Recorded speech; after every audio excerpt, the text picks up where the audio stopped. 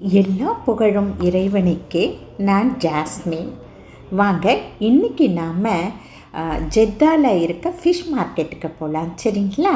இன்றைக்கி நான் அள்ளித்திலேருந்து, அதாவது நான் இருக்கிற இடம் அள்ளித்து இல்லையா, இங்கேருந்து ஜெத்தாக்கு போகலான்னு ஒரு எண்ணம். ஏன்னா வீக்கெண்டு 2 நாள் லீவ் இருக்குது, ஃப்ரைடே சாட்டர்டே 2 நாள் லீவுன்றதுனால போகலான்னு சொல்லிட்டு கிளம்பினேன். ஆனால் நான் கிளம்பின நேரம் பாருங்களேன், எப்படி ஒரு சாண்ட்ஸ்டோம் பாருங்களேன், அதாவது மணல்லையே அப்படியே புயல் காற்று அடிக்கும் பாருங்கள்.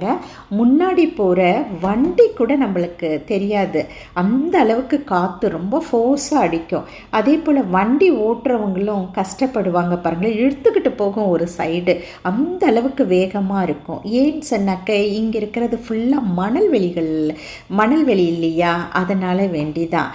அதுக்கப்புறம் இங்கேருந்து போயிட்டு அப்புறம் சனிக்கிழமை நான் ஃபிஷ் மார்க்கெட்டு போனேன். இங்கே இருக்க ஃபிஷ் மார்க்கெட்டு இதுதான் ஜெத்தாவில் இருக்கிற ஒரு பெரிய ஃபிஷ் மார்க்கெட்டு. பாருங்களேன் எவ்வளோ நீட்டாக இருக்கும். வாஷ் பண்ணி அப்பப்போ வாஷ் பண்ணிவிடுவாங்க தண்ணி ஊற்றி. அதுக்கப்புறமேல ரொம்ப நல்லாயிருக்கும்.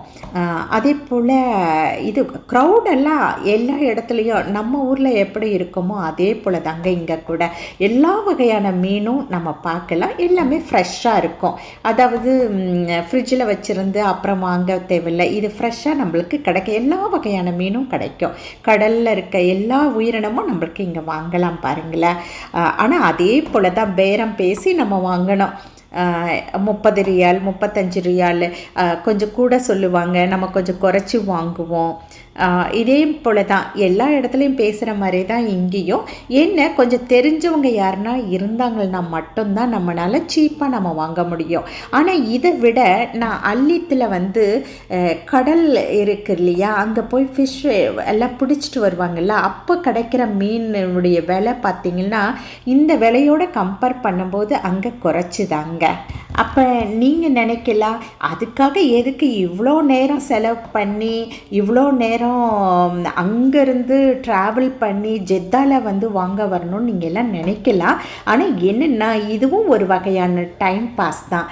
அதாவது டியூட்டியில் ஒரு வாரம் ஃபுல்லாக ஸ்ட்ரெஸ்ஸோடு இருப்போம் இல்லையா, அதனால் எங்கன்னா ஒரு இடத்துல நம்ம போகும்போது நம்மளுடைய ஸ்ட்ரெஸ்ஸு அப்படியே குறைஞ்சிரும் பாருங்களேன். அதனால் இது ஒரு நல்ல ஒரு வழியும் கூட இல்லை.